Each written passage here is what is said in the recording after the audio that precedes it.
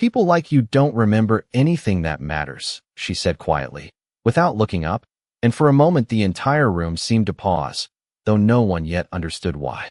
The rain tapped softly against the tall glass windows of the restaurant, steady and patient, like it had all night, blurring the city lights into long streaks of gold and white across the polished marble floor. Inside, everything moved with precision. Glasses clinked.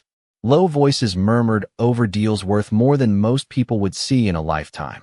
And at the center of it all, Jonathan Hale stepped in, his presence bending the room around him in that subtle way power always did. Heads turned, conversations dipped, and a hostess straightened her posture before greeting him with a practiced smile. He barely noticed. He was used to this, used to the way people adjusted themselves in his orbit, like planets pulled by gravity they couldn't escape. Clara Whitmore stood across the room, one hand resting lightly on a tray, her posture calm, composed, almost still. She didn't look up when his name was whispered, didn't shift when the manager rushed forward, didn't react at all. Just another waitress in a black uniform, blending into the rhythm of service. Invisible, if you weren't paying attention.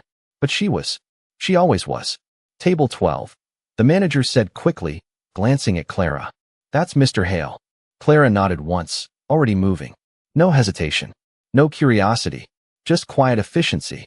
She approached the table with the same steady pace she used for every guest, placing a glass of water down with precise care, the kind that came from years of repetition. Jonathan didn't look at her at first. His attention was on his phone, scrolling, dismissing, controlling things far beyond the walls of this restaurant. Sparkling, he said, not bothering to meet her eyes. Clara replaced the glass without a word. And make it quick, he added, his tone casual, but edged with something sharper. Something that assumed obedience. Clara nodded again. Of course, sir. Her voice was soft, neutral, unaffected. He finally looked up then, just briefly, expecting the usual nervousness, maybe eagerness to please. What he saw instead made him pause, just for a fraction of a second. Nothing. No fear. No admiration. Just a calm, unreadable expression, like she was somewhere else entirely. It irritated him more than it should have. You knew? He asked, leaning back slightly, studying her now.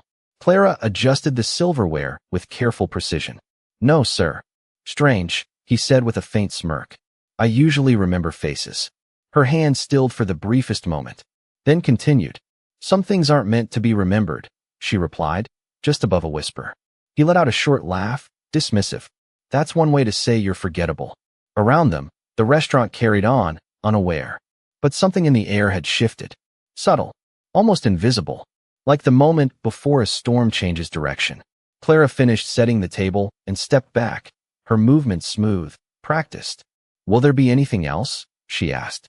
Jonathan leaned forward slightly, his gaze sharpening, curiosity flickering beneath his usual control. Yeah, he said. Try to keep up tonight. Clara met his eyes then, just for a second, long enough for something unspoken to pass between them. Then she gave a small nod and turned away, disappearing back into the flow of the room. Jonathan watched her go, a faint crease forming between his brows, the kind that appeared when something didn't quite fit into the pattern he expected. He couldn't place it. Not yet. But for the first time that evening, he wasn't thinking about his phone. And across the room, Clara reached into her apron pocket, her fingers brushing against a folded piece of paper, worn at the edges, carefully preserved. She didn't take it out. Not yet. The rain kept falling outside, steady, patient, like it had all night. Waiting. Jonathan Hale did not like uncertainty, and yet as the minutes passed, he found himself watching the floor instead of his screen, his attention drifting back to the same quiet figure moving between tables with a rhythm that felt too precise to be accidental. Clara did not rush, yet she was never slow. She anticipated requests before they were spoken, adjusted details no one else noticed, and moved through the room like. She understood its pattern better than anyone in it. It was subtle, but to someone like Jonathan, subtle differences were everything. He had built his empire on noticing what others missed. When she returned with his drink, he set his phone down this time, deliberately. You have worked here long? He asked, his tone controlled, but no longer dismissive. Clara placed the glass gently on the table, aligning it perfectly with the edge. Long enough, she said. No elaboration. No attempt to impress. Just enough words to answer, and nothing more.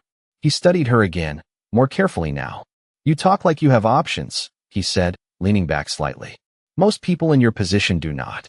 Clara did not react immediately. She adjusted the napkin, smoothing out a crease that no one else would have noticed. Most people assume things they do not understand, she replied calmly. There was no edge in her voice. No challenge. And somehow, that made it land harder. Jonathan let out a soft breath through his nose, something between amusement and irritation. You think I do not understand people? He asked. I think you understand what they show you, Clara said, not what they choose to hide. The words hung there, quiet but heavy, like something placed carefully on a scale. Jonathan's expression shifted, just slightly. It was the kind of shift most people would miss. But it was there. And what do you think I am hiding? He asked, his voice lower now, more focused. Clara met his gaze for a brief moment, then looked away, as if the question itself was not worth holding on to. I am here to serve dinner, sir, she said. Not to answer that. For a second, he almost smiled. Not because it was funny, but because it was unexpected. People usually leaned in when he asked questions like that. They tried to impress him, to earn something. She did neither, and that bothered him more than open defiance ever could. Around them, the restaurant continued its quiet performance. A couple laughed softly at the corner table. A server carried a tray of wine glasses past them, the light catching the crystal in small flashes. The rain outside had slowed, but it had not stopped. It never really stopped in this part of the city. Jonathan reached for his glass, then paused. You said something earlier, he said, his eyes still on her. About remembering. Clara remained still. Did I? People like me do not remember anything that matters, he repeated. That is what you said. Clara's fingers tightened slightly around the edge of her tray, just for a moment. Then they relaxed. I say a lot of things, she replied softly. Most of them are not meant to be noticed. He leaned forward now, resting his forearms on the table. That one was, he said. So I will ask you again. What do you think I forgot? Clara did not answer right away. Instead, she reached into her apron, her fingers brushing that same folded piece of paper, feeling its edges like a memory she had carried for too long. She did not take it out. Not yet. Some things are not forgotten, she said quietly. They are ignored. Jonathan held her gaze this time, longer than before. And for the first time that evening, there was no trace of amusement in his expression. Only a growing sense that whatever game he thought he was playing, he was no longer the one in control. Jonathan did not break eye contact, but something inside him shifted, subtle and unwelcome, like a detail in a contract that did not align with the rest. He was used to control, used to conversations bending in his favor, to people adjusting their tone, their posture, their words the moment they realized who he was. But Clara did not adjust. She did not lean in. She did not retreat. She simply stood there, calm, as if time moved differently around her. Ignored. He repeated, almost to himself, testing the weight of the word. That sounds intentional. Clara tilted her head slightly, just enough to acknowledge the thought without agreeing to it. Sometimes it is, she said. Sometimes it is easier than remembering. He leaned back again, but this time it was not relaxed. It was calculated, observing.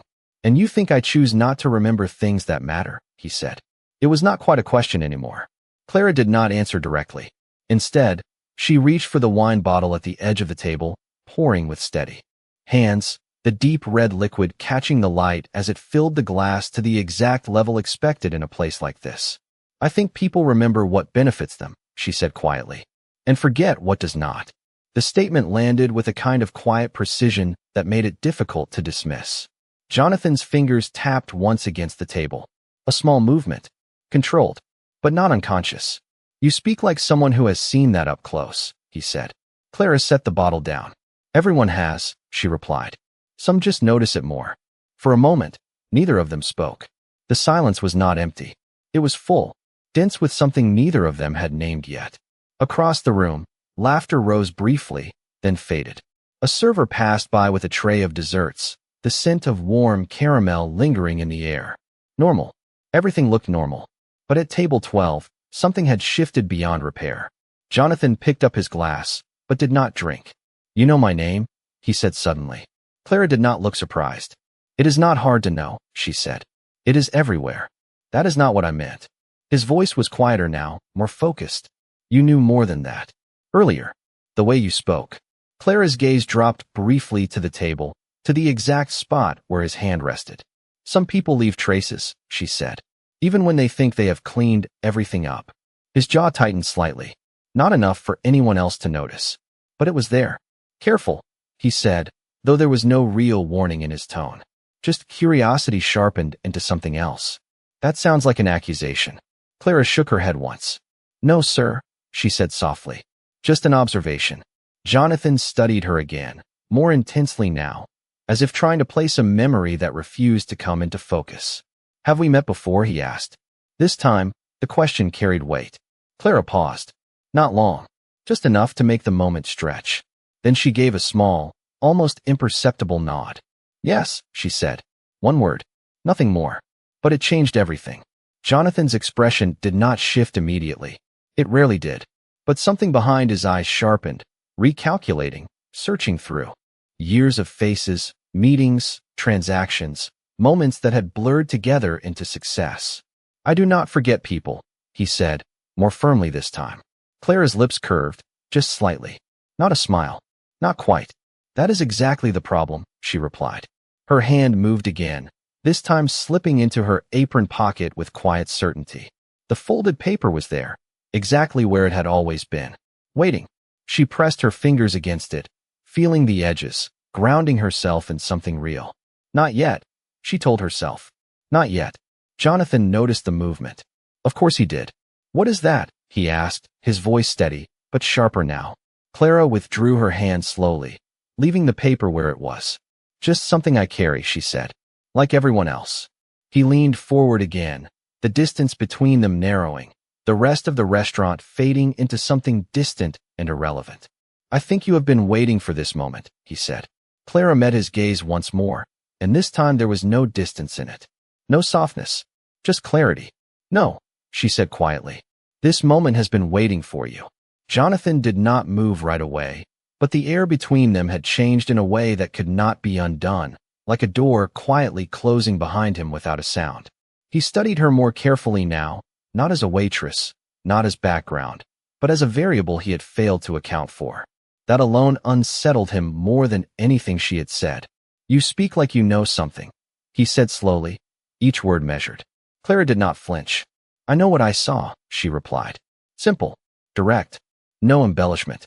He exhaled through his nose, a controlled release of tension. People see a lot of things, he said. Most of them misunderstand what they are looking at. Clara tilted her head slightly, as if considering that, but her eyes did not leave his. That depends on whether they were meant to see it, she said. Jonathan's fingers stilled against the table. There it was again. That feeling. Not confrontation. Not accusation. Something quieter. Something harder to fight. He leaned back, creating distance, but it did not help. All right, he said. Let us assume we have met. When? Clara's gaze shifted briefly to the window, where the rain traced thin lines down the glass, distorting the city beyond. 5 years ago, she said. The number landed with weight. Not recent enough to be easy. Not distant enough to be irrelevant. Jonathan's mind moved quickly, scanning through meetings, conferences, transactions, events that filled his calendar year after year. 5 years was a lifetime in his world. Deals closed. Companies acquired. People replaced. That does not narrow it down, he said. Clara looked back at him, and for the first time, there was something else in her expression. Not anger. Not sadness. Something steadier. Something that had already settled long ago. No, she said. It would not. He leaned forward again, more intent now, the rest of the room fading further into the background. Then help me, he said, because I do not remember you. Clara's hand moved slowly to her apron pocket again. This time, she did not hesitate. She pulled out the folded paper, its edges worn, the creases deep from years of being opened and closed, carried and kept. She held it for a moment, between her fingers, as if weighing something invisible. Jonathan's eyes locked onto it immediately. What is that? He asked again, quieter now. Clara did not answer. Instead, she placed the paper gently on the table between them, smoothing it flat with the same care she used for everything else. The motion was deliberate, controlled, final. Jonathan looked down. The paper was old, not fragile, but used. A receipt. Simple. Unremarkable at first glance. A date printed at the top. 5 years ago.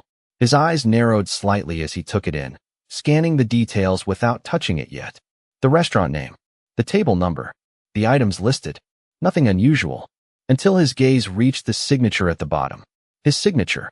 For a brief moment, the world seemed to narrow to that single point. The ink. The shape of his name. Familiar. Unmistakable. He picked it up slowly, his fingers careful, as if the paper might reveal something more the longer he held it. "This proves I was here," he said, his voice controlled, but no longer dismissive. "That is not exactly a revelation."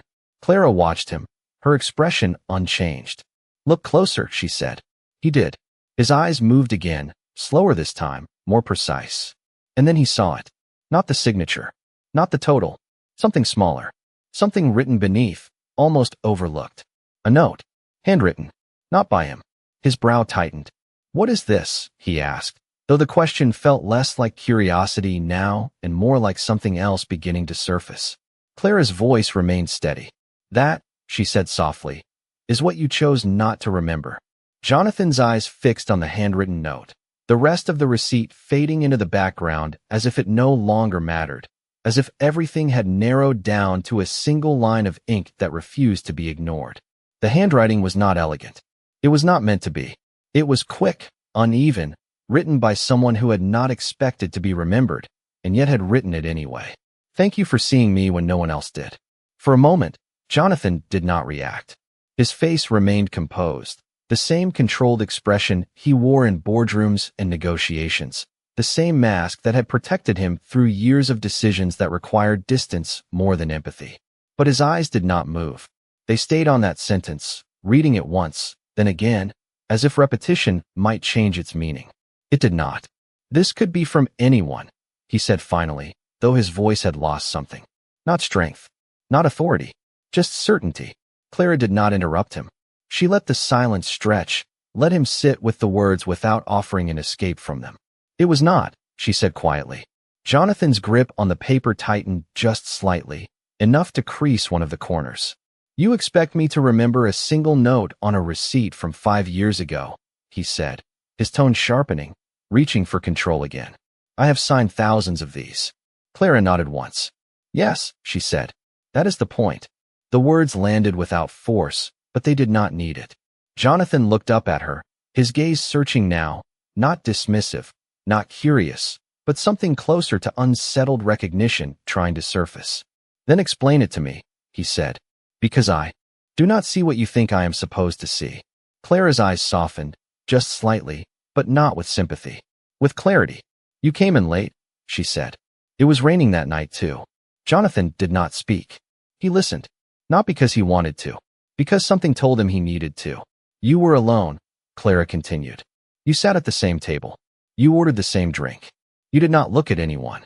Her voice remained even, steady, like she was describing something simple. Ordinary. But there was nothing ordinary about the way he was listening now. "There was a girl," she said. "Not me. Someone else. New. It was her first week." Jonathan's brow tightened slightly. A flicker. Small but real. "She made a mistake," Clara went on. "Nothing major. Just something small. But the manager was watching. And in a place like this, small mistakes matter." Jonathan's fingers loosened around the receipt, just a fraction. "She was nervous," Clara said. You could see it. The way her hands shook. The way she kept apologizing. The restaurant around them continued to move, unaware, unchanged. But at table 12, time had shifted. Slowed. Focused. Most people would have ignored it, Clara said. Or made it worse. Jonathan's gaze dropped briefly to the note again. Then back to Clara. "But you did not," she finished. He did not answer right away. The memory was not clear.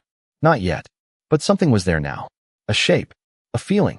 The faint outline of a moment he had not thought about in years. "I said something," he murmured, almost to himself. Clara nodded. "You did." "What did I say?" he asked. Clara held his gaze, her voice steady, but quieter now. "You told her to breathe," she said. "You told her mistakes happen, and that one bad moment does not define everything." The words hung in the air, echoing something deeper than the surface of the conversation. Jonathan leaned back slowly, the receipt still in his hand, but now it felt heavier than it should have.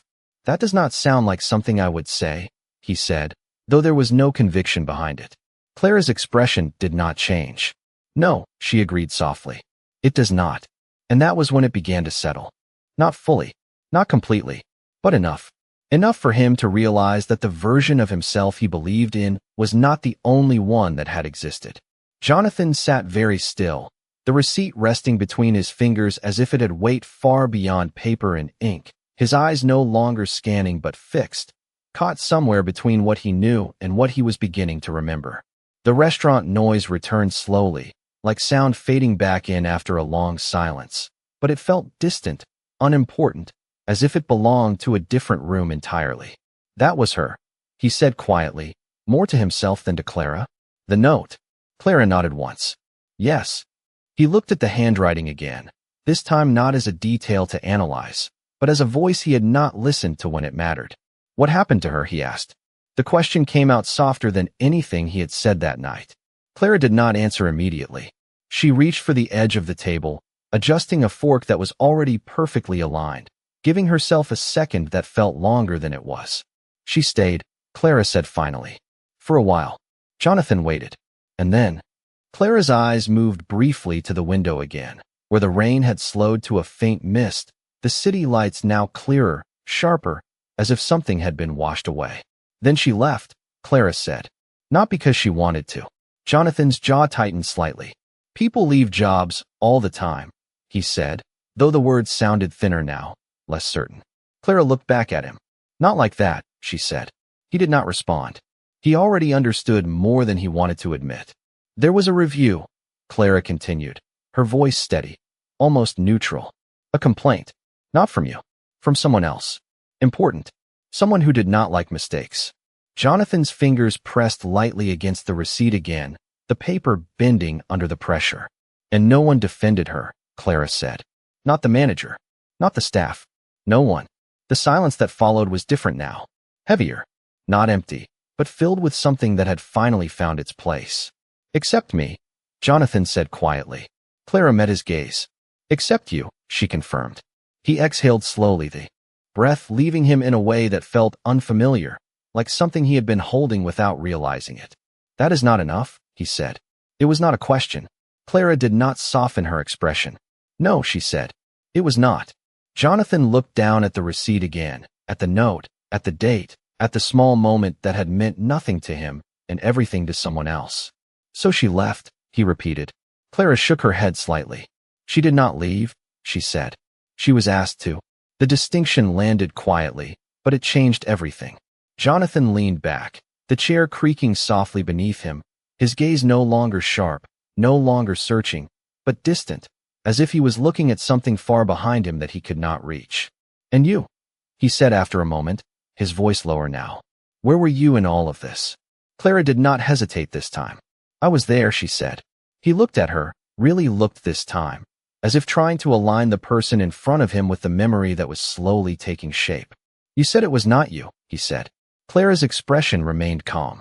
It was not me who wrote the note, she said. But I was the one who watched her write it.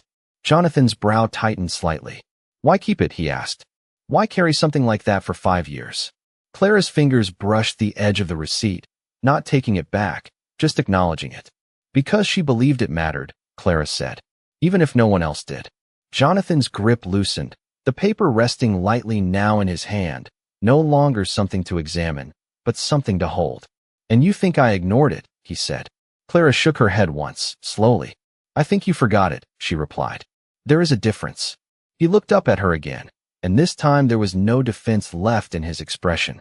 Only the quiet realization of something he could not undo. And what about you? He asked. Why bring it back now? Clara met his gaze, steady, unwavering. Because some things are not meant to disappear, she said. Just because they were small to you. And for the first time that night, Jonathan Hale did not have a response. The silence did not break all at once. It shifted. Slowly, like something settling into place after being disturbed, and Jonathan could feel it, the weight of it. Not from the room, not from the people around him who continued their quiet conversations, unaware, but from something internal, something he had not allowed himself to notice before. He looked down at the receipt again, Then back at Clara, his voice lower now, stripped of the edge it once carried. You still have not answered my question, he said. Clara waited. Why now, he continued. After 5 years, why bring this to me tonight? Clara's gaze did not waver, but there was a shift, subtle, almost invisible, like a door opening just slightly. Because tonight you laughed, she said. The words were simple, but they landed with precision. Jonathan frowned slightly, not in confusion, but in recognition. At you, he said. Clara shook her head once. No, she said. Not at me. She paused, just long enough for the moment to deepen. At someone else like her. Jonathan's expression tightened. I did not say anything that serious, he replied, though even as he spoke, the words felt less certain. Clara did not argue. She did not need to. That is exactly how it starts, she said quietly. It is never serious at first. The statement lingered, not as an accusation, but as something harder to dismiss, something that did not need volume to be heard. Jonathan leaned back slightly, his fingers now resting loosely around the receipt, no longer gripping it, but not letting it go either. You think one moment like that can change everything, he said. Clara's answer came without hesitation.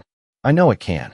He studied her again, more carefully now, not searching for a weakness, but trying to understand something he had overlooked. You cared about her, he said. Clara's eyes softened, just slightly, but her voice remained steady. She cared about doing things right, she said. That was enough. Jonathan exhaled slowly, the breath heavier than before, like it carried something he had not acknowledged until now. And what happened to her after she left? He asked. Clara looked at him for a long moment before answering. She stopped trying, she said. The words were quiet, but they held more weight than anything else she had said that night. Jonathan's gaze dropped again, not to the receipt this time, but to the table itself, to the empty space where everything had seemed so controlled just an hour ago. Because of that night, he said. Clara shook her head slightly. Not just that night, she said, but it was part of it. The distinction mattered. It always did. Jonathan nodded once, slowly, as if acknowledging something he could not argue with. And you think I am responsible for that, he said. Clara met his eyes again. I think you were part of the moment that could have gone differently, she replied. There was no blame in her tone. No anger, just truth, and that made it harder to reject. Jonathan leaned forward again, but this time there was no dominance in the movement, no attempt to control the conversation. Only focus. So what is this, he asked. A reminder. A lesson. Clara shook her head. No, she said. It is just the truth. The simplicity of it left no room for argument. Jonathan sat back again, the receipt now resting fully in his hand, no longer something he questioned, but something he understood. Not completely, not perfectly, but enough. You could have kept this to yourself, he said after a moment. Clara nodded. Yes. But you did not, he continued. Clara's gaze held his. No, she said. I did not. The air between them was different now. Not tense, not hostile, just clear. Like something that had been hidden was no longer trying to stay that way. Jonathan looked at her one more time, really looked, as if trying to place her not in his past, but in his present. And what do you want from me? He asked quietly. Clara's answer came without pause. Nothing, she said.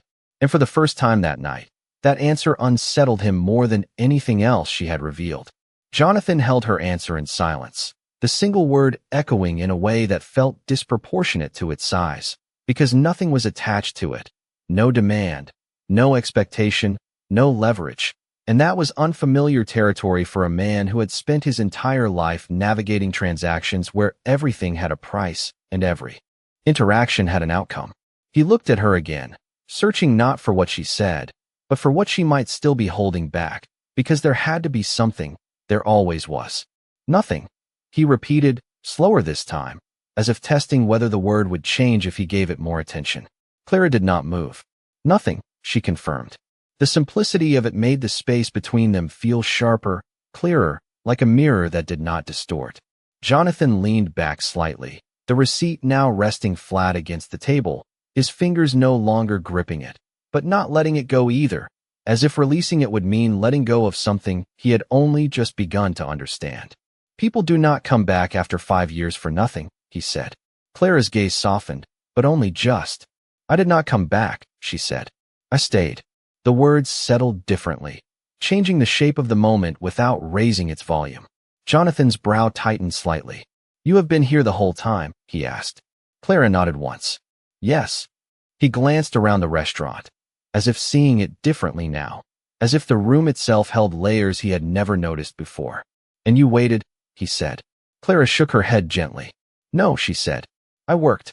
The distinction was small, but it mattered. It always did. Jonathan let out a slow breath, his gaze returning to her, more grounded now, less defensive, but not entirely at ease. "Then why keep the receipt?" he asked. "If you were not waiting for anything." Clara's fingers brushed lightly against the edge of the table, not reaching for the paper, not claiming it back, just acknowledging its presence. "Because it reminded me of something," she said. "Not about you." Jonathan watched her closely. "Then what?" he asked. Clara met his eyes, steady, unhurried. "That people can be different for a moment," she said, "even if they do not stay that way." The sentence lingered, quiet but precise, and Jonathan felt it land in a place he had not expected. He looked down at the receipt again, at the note, at the version of himself that had existed in that moment, brief and unrecorded, except for this. "And tonight," he said, his voice lower now, "you think I was not that person?" Clara did not answer immediately. She let the question sit, let him hear it in his own voice. "Tonight you were closer to forgetting again," she said softly. There was no accusation in it, no judgment, just a statement of fact. Jonathan nodded once, slowly, as if acknowledging something he could not argue with. "So you reminded me," he said. Clara gave a small nod. "Yes." He leaned forward slightly, his elbows resting on the table, his posture no longer distant, no longer guarded, but not entirely open either. Something in between. "And what happens now?" he asked. Clara's expression remained calm, unchanged. "Nothing," she said again. The word did not feel empty this time. It felt complete. Jonathan held her gaze for a long moment, then looked down at the receipt once more, as if confirming that it was real, that the moment it represented had actually happened, that it had not been imagined or constructed to fit this conversation. "You are not going to take it back," he said. Clara shook her head. "No," she replied. "It is yours." He let out a quiet breath, almost a laugh, but without humor. "I do not usually keep things like this," he said. Clara's voice remained steady. "That is why you should." The sentence was simple, but it carried a weight he could not ignore. Jonathan picked up the receipt again, folding it carefully along the same lines it had held for years, his movements slower now, more deliberate, as if the act itself mattered. He slipped it into the inside pocket of his jacket, not out of habit, but with intention. Clara watched without comment. Around them, the restaurant continued, unchanged, unaware that anything had shifted at all. But at table 12, something had. Not loudly, not visibly, just enough. Jonathan looked at her one more time, his voice quieter than it had been all evening. "You said you wanted nothing," he said. Clara nodded. "I meant that." He held her gaze for a second longer, then gave a small nod of his own, not as a gesture of authority, but of acknowledgement. And for the first time since he had walked into the room, he did not feel like the most powerful person at the table. Jonathan did not leave right away, even after the conversation had reached its natural end, even after Clara had stepped back into the quiet rhythm of the restaurant as if nothing had happened, as if the last hour had not shifted something fundamental between them. He sat there for a moment longer, his hand resting lightly against the inside of his jacket where the folded receipt now lived, feeling its presence like a small, steady weight. Around him, everything continued as it always did. Glasses were refilled. Orders were taken. Conversations rose and fell in soft waves. No one noticed the difference. But he did. He noticed the way his phone remained untouched on the table. The way the usual urgency that followed him everywhere had gone quiet. The way a single memory, something he had dismissed as insignificant, had now settled into something he could not ignore. He stood slowly, adjusting his jacket with the same composed movement he had used 1,000 times before, but there was less certainty in it now, less performance. Clara passed by his table once more, carrying a tray, her expression calm, unchanged, as if she had already moved on from the moment he was still trying to understand. "Clara," he said, his voice not loud, but enough to reach her. She stopped, turning slightly, giving him her full attention without hesitation. "Yes, sir." He paused, just for a second, as if searching for something that did not come easily to him. "Thank you," he said. The words were simple, unremarkable, but they were real. Clara held his gaze for a brief moment, then gave a small nod. "You are welcome," she replied. No surprise, no reaction, just acknowledgement. And that made it matter more. Jonathan studied her for a second longer, then nodded once, as if closing something that had been open for too long. He turned and walked toward the exit, the same path he had entered through, but it did not feel the same. Outside, the rain had stopped completely, leaving the pavement reflective, the city lights clearer now, sharper, like everything had been washed clean. He stepped out into the cool night air, pausing just beneath the awning, his hand instinctively reaching into his jacket. Pulling out the folded receipt once more. He opened it carefully, following the same creases, his eyes finding the handwritten note again without effort. "Thank you for seeing me when no one else did." He read it once, then again, this time, not as something distant, but as something that belonged to him, whether he wanted it to or not. For a long moment, he stood there, the noise of the city returning around him, cars passing, voices echoing faintly, but none of it reaching him fully. Because for the first time in a long time, he was not thinking about what came next. He was thinking about what had already happened, about the version of himself he had forgotten, about the moments that did not make headlines, did not close deals, did not build empires, but still mattered in ways he had never measured. He folded the receipt again, slower this time, more carefully, and placed it back into his pocket, not as something temporary, but as something he intended to keep. Inside, Clara returned to her work, moving through the room with the same quiet precision, her presence unnoticed by most, unchanged by what had just passed. She did not watch him leave. She did not need to. Some things did not require witnessing to be real. And as the night continued, as the last tables were cleared and the lights softened, nothing about the restaurant seemed different. But something had shifted, quietly, permanently, in a place no one else could see. Because sometimes, the smallest moment is not the one that changes the world. It is the one that changes a person. And that is enough.